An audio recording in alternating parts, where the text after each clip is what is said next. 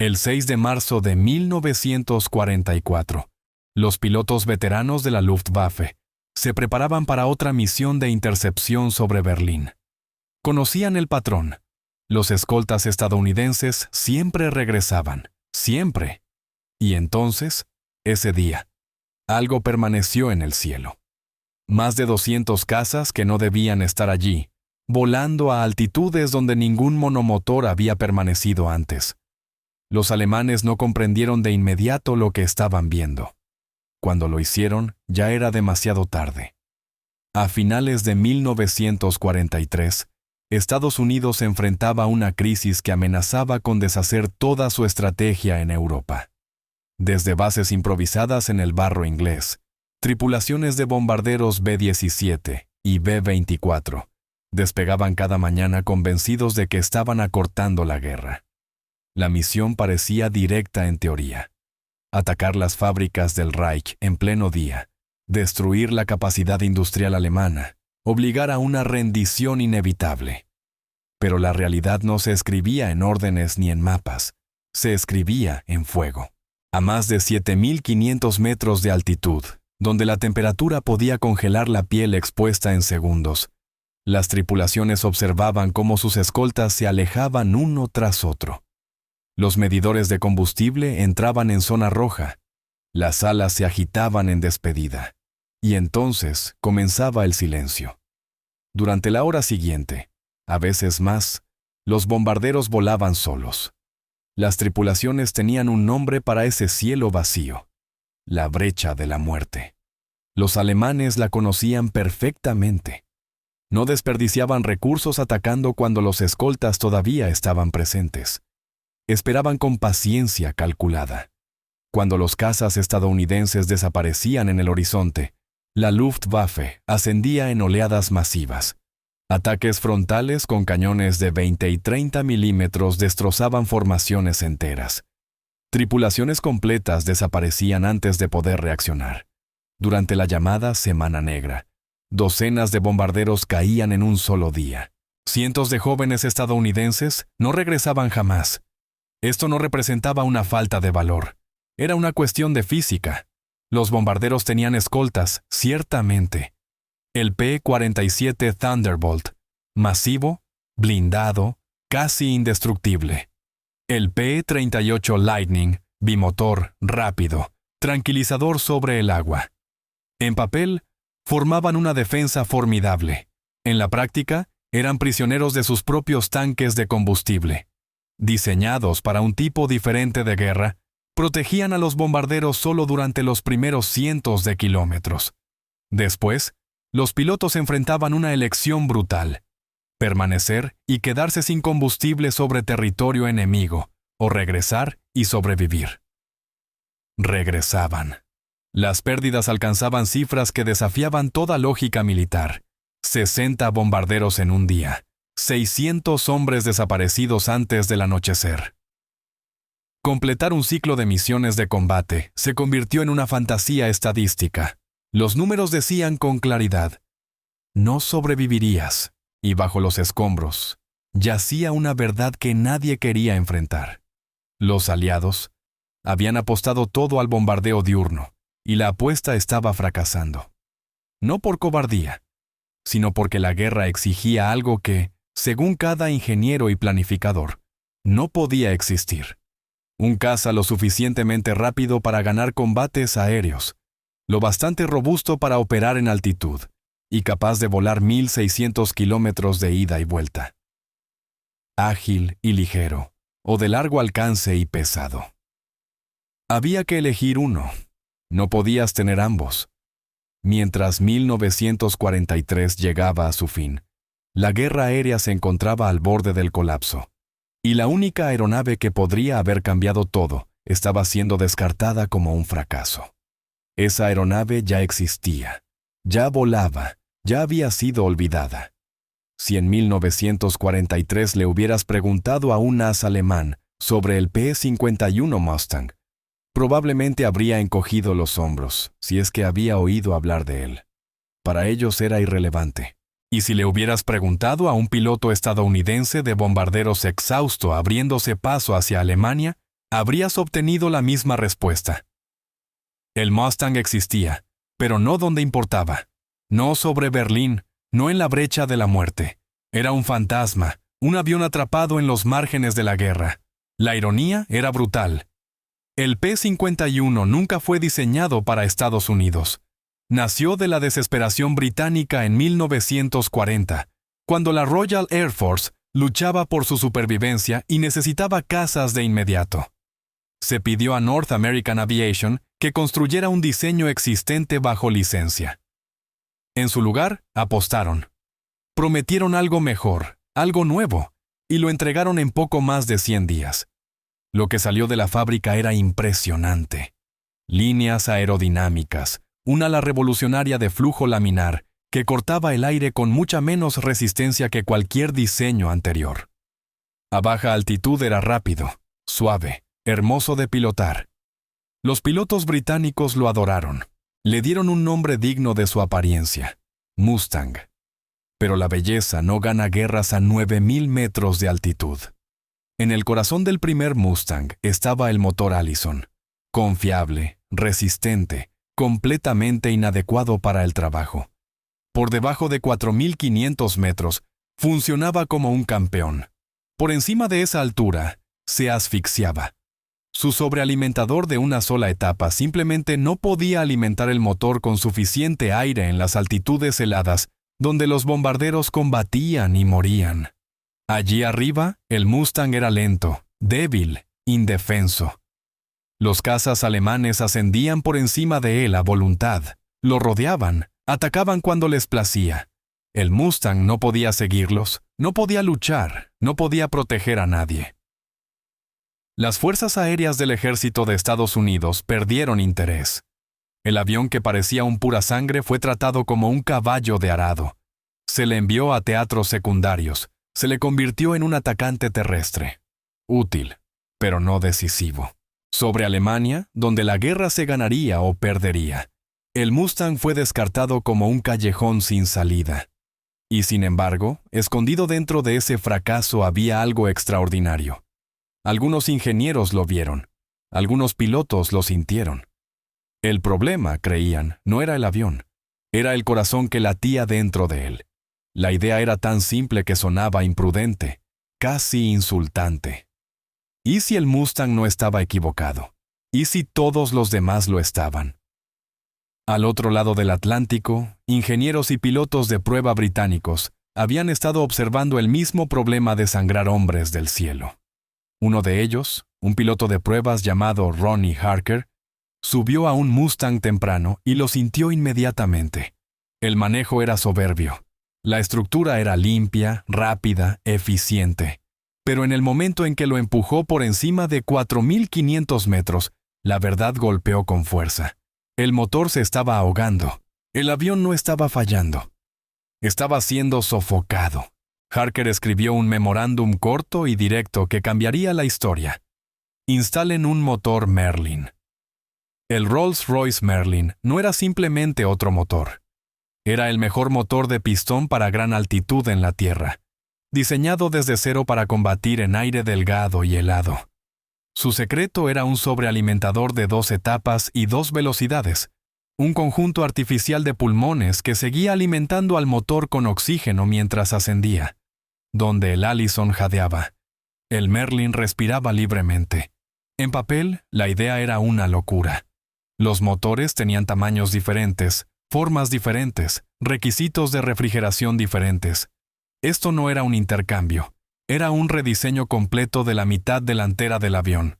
Si se equivocaban, destruirían el equilibrio del Mustang, arruinarían su aerodinámica y acabarían con el programa para siempre. Pero los aliados no tenían tiempo. A finales de 1942, los ingenieros arrancaron el corazón de varios Mustangs y forzaron el Merlin en su interior. Los radiadores se rediseñaron, los soportes se reconstruyeron, los sistemas se rediseñaron desde cero. Cuando salieron los primeros prototipos, nadie sabía si habían creado una obra maestra o un desastre. Luego los pilotos de prueba despegaron. Los resultados fueron instantáneos, violentos, casi increíbles. A 9.000 metros, La altitud letal. El nuevo Mustang era casi 160 kilómetros por hora más rápido que antes. Ascendía como un cohete. Viraba con confianza. No solo sobrevivía a altitud de bombarderos, la dominaba. Los cazas alemanes que antes cazaban con facilidad, ahora se encontraban superados en velocidad, en ascenso, en desempeño. Esto no era una mejora, era una resurrección.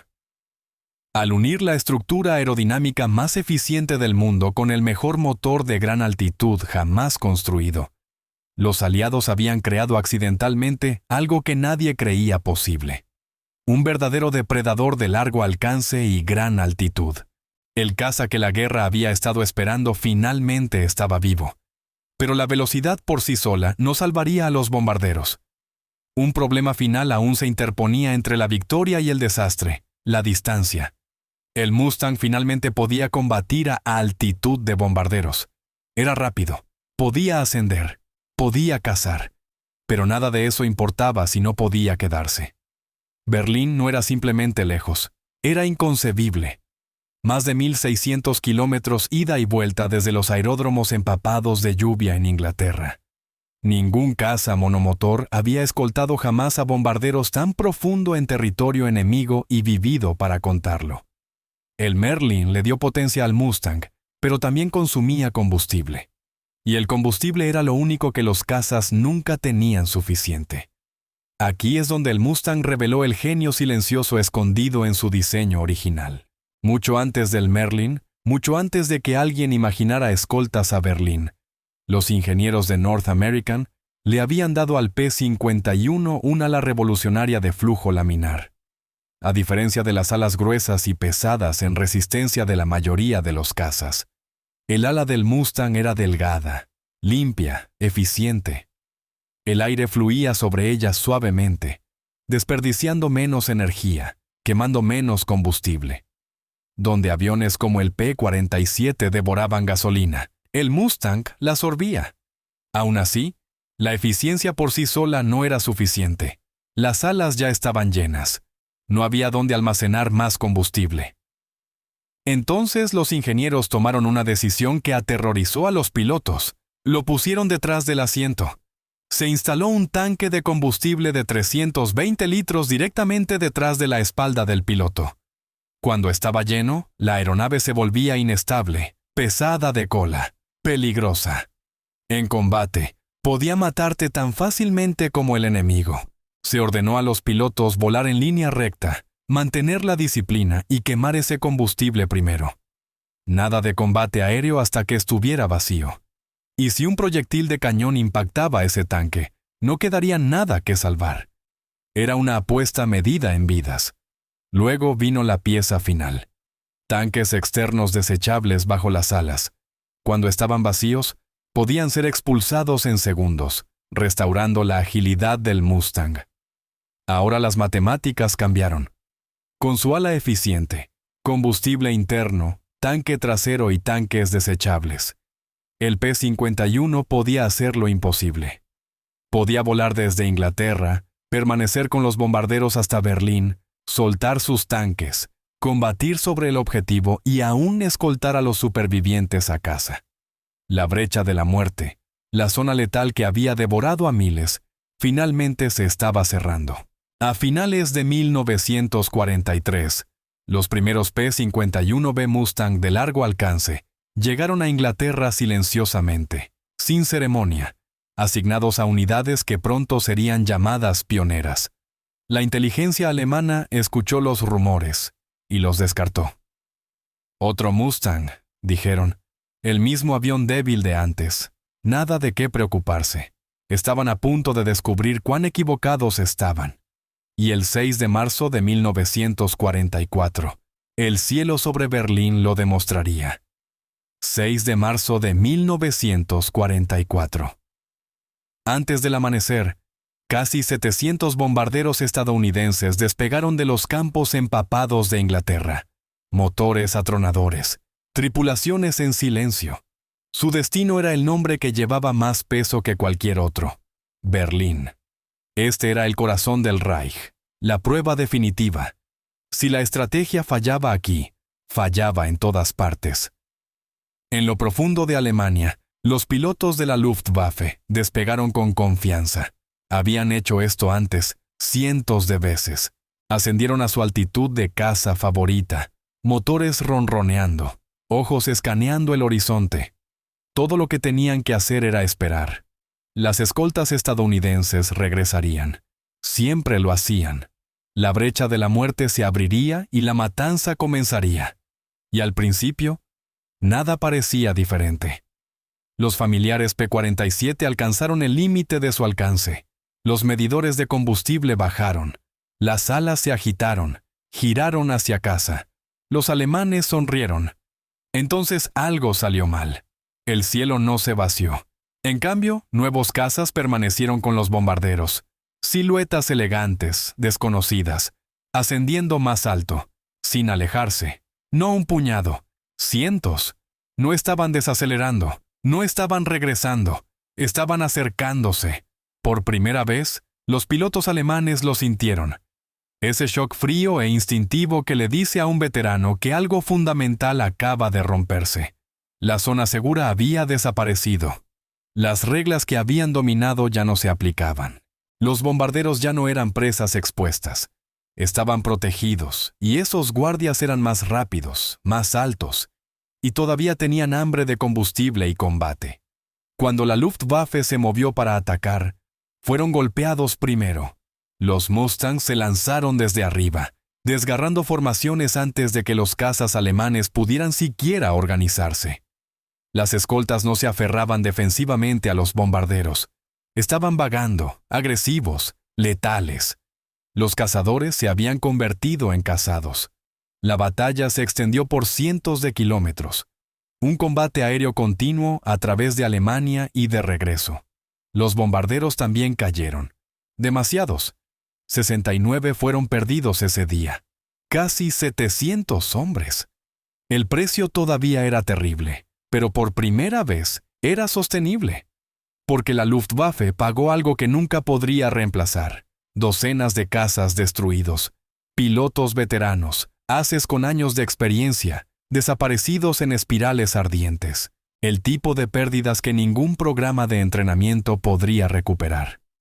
Cuando los bombarderos regresaron a Inglaterra, dañados pero vivos, algo había cambiado. No solo en los números, sino en el aire mismo. Berlín había sido alcanzada, escoltada, y la brecha de la muerte había fallado en cobrar sus víctimas. El mito de la superioridad aérea alemana se agrietó ese día, y una vez agrietado, nunca volvería a estar completo. El 6 de marzo demostró que el Mustang podía alcanzar Berlín. Lo que siguió rompería a la Luftwaffe. El cambio vino desde arriba. El nuevo comandante de la 8ª Fuerza Aérea era un nombre que todo estadounidense reconocía. Jimmy Doolittle. Un hombre que no creía que las guerras se ganaran jugando a lo seguro. Miró la vieja doctrina, permanecer pegado a los bombarderos sin importar qué, y vio un error. El vuelo defensivo estaba manteniendo vivo al enemigo, así que destrozó las reglas. Doolittle dio a sus pilotos de caza una nueva orden, escalofriante en su simplicidad. Vayan a buscar al enemigo. Destrúyanlo. El Mustang ya no era un escudo, era una espada. Ahora, cuando los cazas alemanes ascendían para interceptar, no encontraban un muro pasivo de escoltas esperando pacientemente. Eran golpeados primero, atacados mientras aún se formaban, antes de que la altitud y la velocidad pudieran convertirse en ventaja. Los Mustangs se lanzaban desde el sol, disparaban, volvían a ascender, atacaban una y otra vez. Las tácticas alemanas, construidas durante años de intercepción de bombarderos, de repente no significaban nada. El impacto psicológico fue devastador. Los pilotos de la Luftwaffe siempre habían luchado en sus términos, sobre territorio amigo, cerca de sus aeródromos, con el reloj de su lado. Ahora el enemigo permanecía, los seguía, los cazaba en lo profundo de Alemania. Ya no había cielo seguro, y no se detenía en altitud. Una vez que los bombarderos soltaban su carga y giraban hacia casa, los Mustangs eran liberados completamente. Descendían desde 7.500 metros hasta el nivel de los árboles, cruzando el campo a más de 640 kilómetros por hora. Los aeródromos que alguna vez fueron santuarios se convirtieron en trampas mortales. Los cazas explotaban en tierra antes de que sus motores estuvieran siquiera calientes. Camiones de combustible ardían. Hangares colapsaban. Locomotoras desaparecían en fuego y acero. Si la Luftwaffe volaba, moría. Si permanecía en tierra, moría. El verdadero asesino no era solo la máquina, era la matemática. Alemania aún podía construir aviones, pero no podía reemplazar pilotos. No a los veteranos, no a los ases. Hombres que habían sobrevivido desde 1939 estaban siendo borrados en semanas. En su lugar llegaban muchachos con apenas 50 horas de vuelo, lanzados a cazas de alto rendimiento que apenas comprendían. Nunca tuvieron oportunidad. Por cada Mustang perdido, 5 más llegaban de las fábricas estadounidenses. Por cada piloto alemán experimentado muerto, no había reemplazo. Solo otro novato enviado a enfrentar cazadores que nunca vería. Para cuando las tropas aliadas se preparaban para asaltar las playas de Normandía, el resultado en el cielo ya estaba decidido. La superioridad aérea no estaba llegando, había llegado. Y el Mustang ya no solo protegía la guerra, la estaba terminando. Para la primavera de 1944, la Luftwaffe ya estaba sangrando, pero el Mustang no había terminado de evolucionar. Los pilotos amaban el P-51B, por una razón simple: los mantenía vivos. Pero en el caos de los combates aéreos de alta velocidad, tenían una queja aterradora: la vista detrás de ellos podía matarlos. Los primeros Mustangs tenían un fuselaje tipo espinazo. El piloto se sentaba abajo con una gruesa columna metálica, elevándose detrás de su cabeza. En un combate de giros, ese punto ciego era una sentencia de muerte. Un caza alemán podía deslizarse sin ser visto, alinearse para disparar, y la primera advertencia era fuego de cañón, destrozando alas y tanques de combustible. North American escuchó. Lo que construyeron después se convirtió en la silueta más icónica de toda la guerra: el P-51D. Los ingenieros cortaron el fuselaje trasero y sellaron la cabina bajo una cubierta de burbujas suave y transparente. De la noche a la mañana, el cielo se abrió. Los pilotos finalmente podían ver todo: arriba, abajo, atrás. En combate aéreo, la visión no es una ventaja, es supervivencia. El piloto del Mustang ahora podía revisar sus 6 con un vistazo, detectar el peligro temprano y cambiar las tornas antes de que el enemigo supiera que había sido visto. Pero no se detuvieron ahí. Arreglaron los dientes del Mustang. Las versiones anteriores llevaban 4 ametralladoras calibre 12.7 milímetros, mortíferas pero temperamentales, en giros cerrados con alta fuerza G. Las alimentaciones de munición se retorcían y atascaban. Imagina alinear el disparo perfecto, apretar el gatillo y que no suceda nada. El P-51 determinó esa pesadilla. 6 pesadas Browning, calibre 12.7 milímetros, alimentadas por conductos de munición rectos y rediseñados. Confiables, brutales, implacables. Una ráfaga de 2 segundos podía destrozar un caza alemán, a menudo rompiéndolo en el aire. Y luego llegó algo que se sentía casi irreal: la mira giroscópica K-14.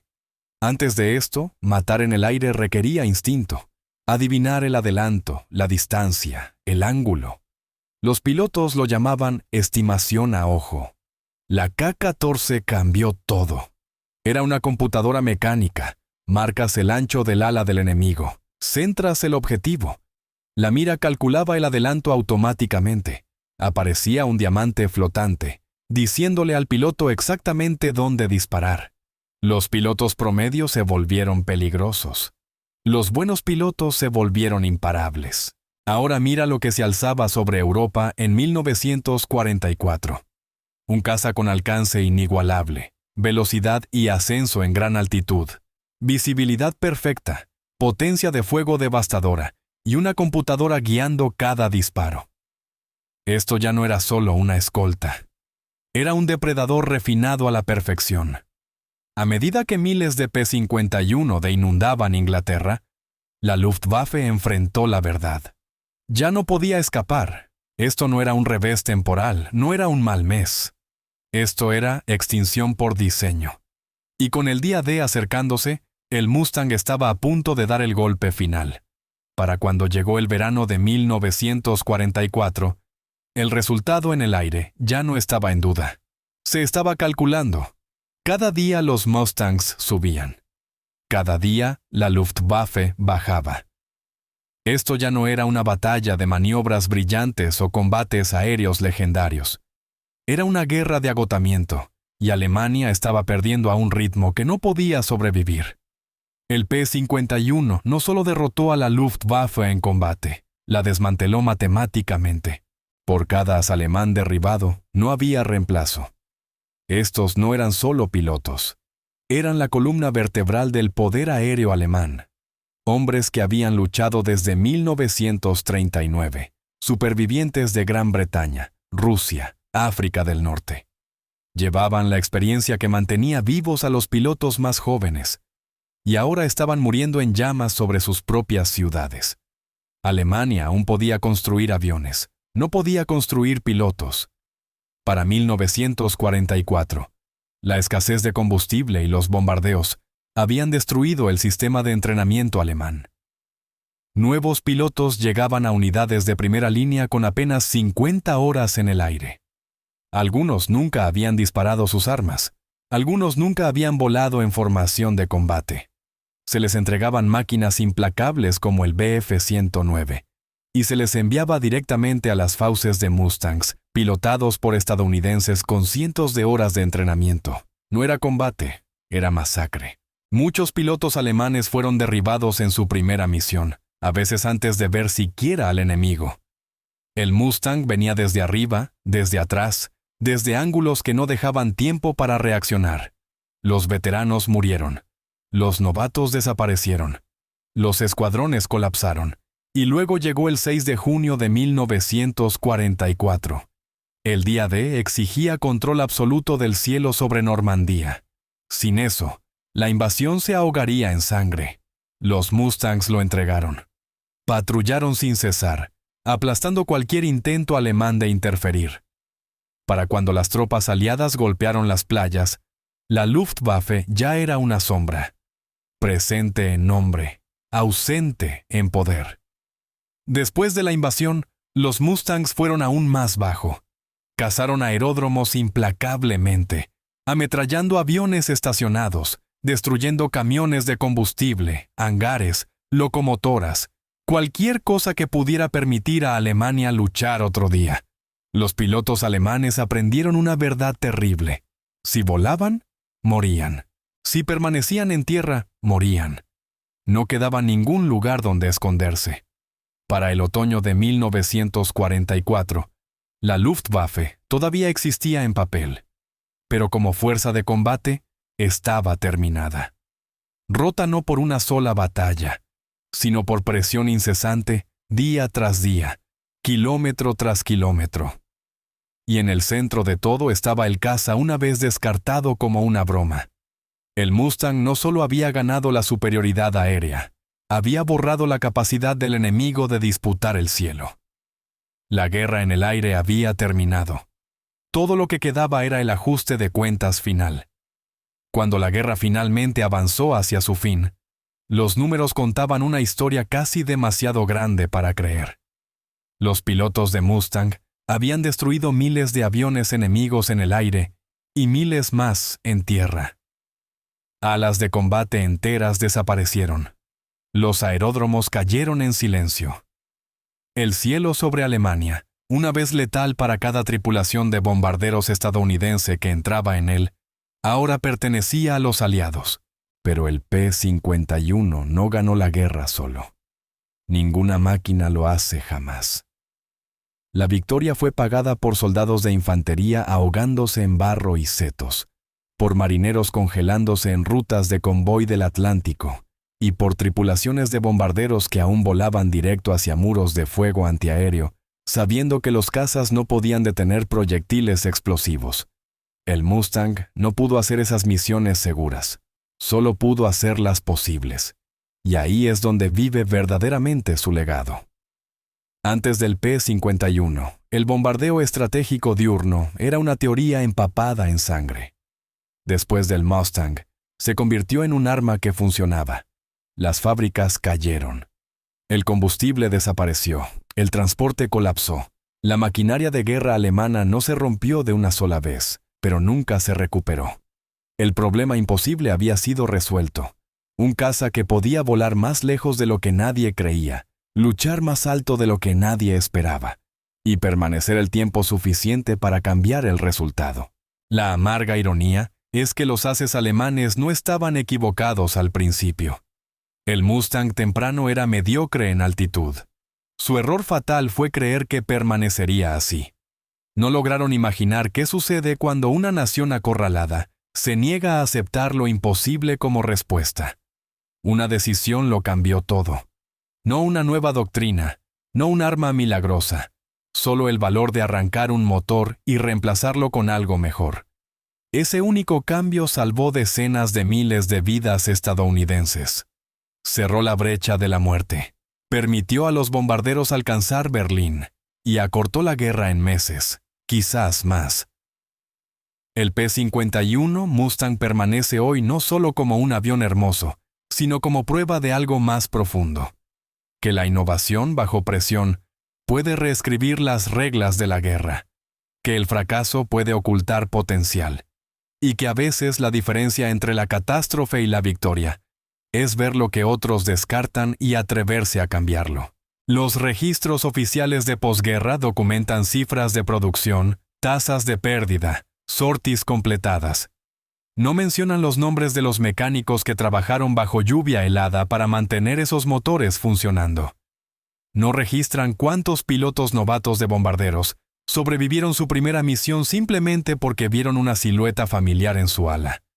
No preservan el momento exacto en que un veterano de la Luftwaffe comprendió, mirando hacia arriba, que su cielo ya no le pertenecía. La leyenda dice que el Mustang ganó la guerra aérea. La realidad documentada dice que cerró una brecha que la estrategia aliada no podía permitirse mantener abierta. Entre esos dos relatos vive una lección más amplia sobre cómo las guerras realmente se ganan. No con genio repentino, sino con la voluntad de reconocer el fracaso, la disciplina de corregirlo, y la paciencia de construir ventaja tras ventaja, hasta que el enemigo ya no tenga opciones. Cuando los oficiales alemanes miraron hacia arriba y vieron Mustangs vagando libremente sobre Berlín, entendieron la verdad inmediatamente. El cielo estaba perdido. La guerra seguiría. Si estás viendo esto desde algún lugar del mundo, déjanos saber en los comentarios de dónde nos sigues. Y si quieres, comparte si alguien en tu familia sirvió en esa guerra, o si conocías esta historia del Mustang antes de hoy. A veces la historia se siente más cercana cuando sabemos que otros también la recuerdan.